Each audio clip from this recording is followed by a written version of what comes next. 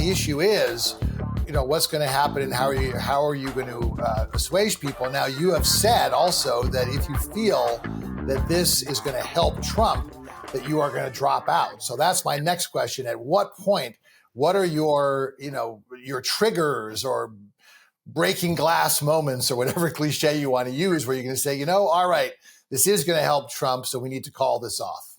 When is that going to happen? So No Labels has basically full control of its ballot actually through July.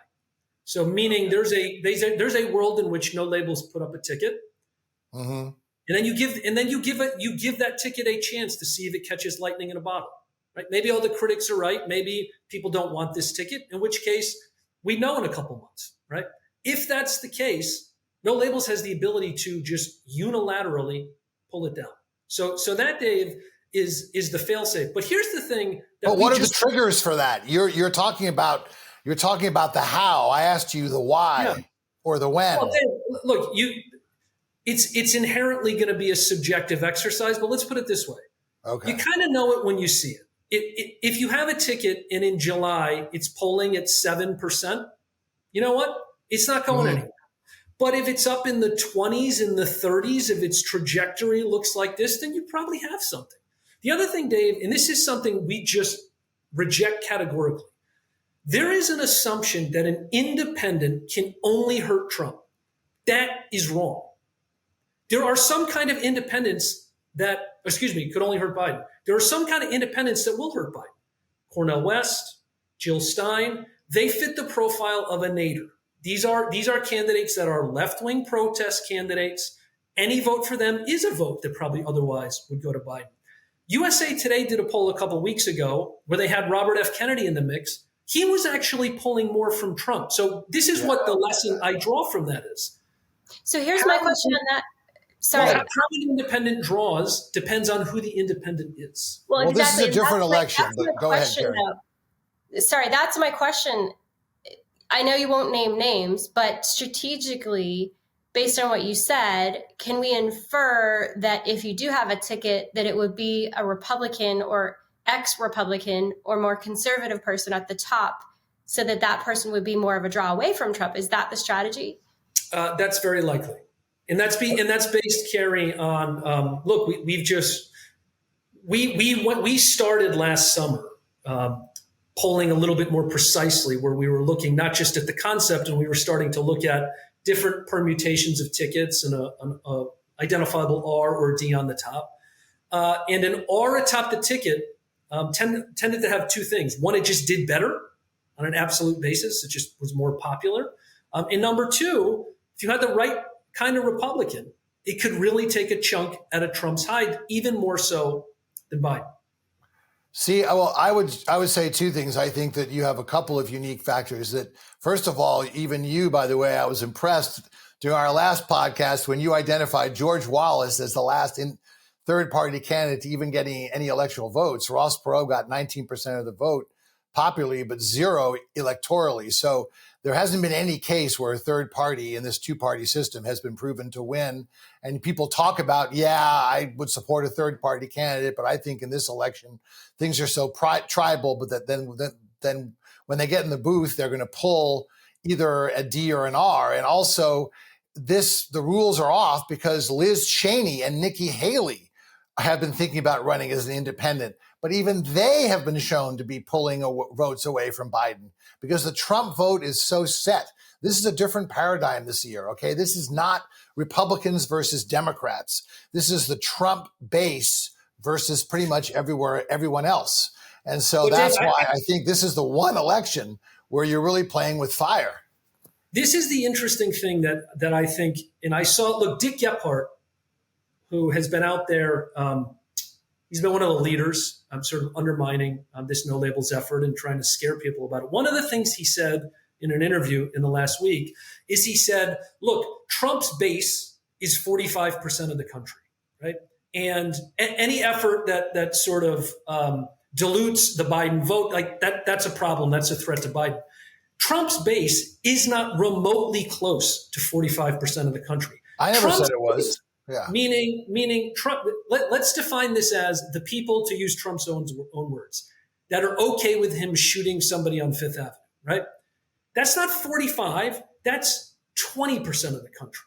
So it is much smaller. I say 30, but we can argue on the numbers. But anyway, it's not 45. You're right. Yeah. No, I think that's true. I think that it's interesting. 30%. Dave, it's interesting that you asked Ryan if this is the spoiler effect for Trump. And I'm looking at it thinking, I feel like it's more a spoiler for Biden. So my question is, Ryan, are you trying for this to be a spoiler for Trump? Because I think that there are a lot of Republicans who, it depends on, for me, 4 more years of Joe Biden would be an absolute catastrophe. And I don't know if there's going to be an RNC arm to come up and do the same type of war room situation. But the idea of having somebody who's not Biden or Trump, most of the country wants that. However, when they're actually privately in a voting booth, will they actually do that? Right. And to the point earlier on the Trump base, will they actually come out and vote? Because the Trump base is deeply motivated and they're going to show up. So how do you get that? It's the tension of if you're nominating someone who's more moderate, how can you excite people to come out and vote for you? And then for me as a Republican, I'm like, I don't want 4 more years of Joe Biden. And I think this could very well throw it for him. Well, so Carrie, you had 2 questions there. The first relates to why are we doing this in the first place? And this did not fundamentally start as an anti-Trump, anti-Biden effort. It started as, can we actually give the public an affirmative choice they can feel good about? Because one of the things that both the Democrats and Republicans have agreed on is this election is going to be about hatred and fear. It is going to be one side saying, vote for me or the MAGA fascists are taking over, and one side saying, vote for me or the crazy lefties are taking over and they're going to turn us into Venezuela. They've told us that's the election they want to have. It's not the election most of the public wants. Now, you asked this question about that moment of truth when somebody gets into the voting booth. And this is the kind of unknowable thing right now.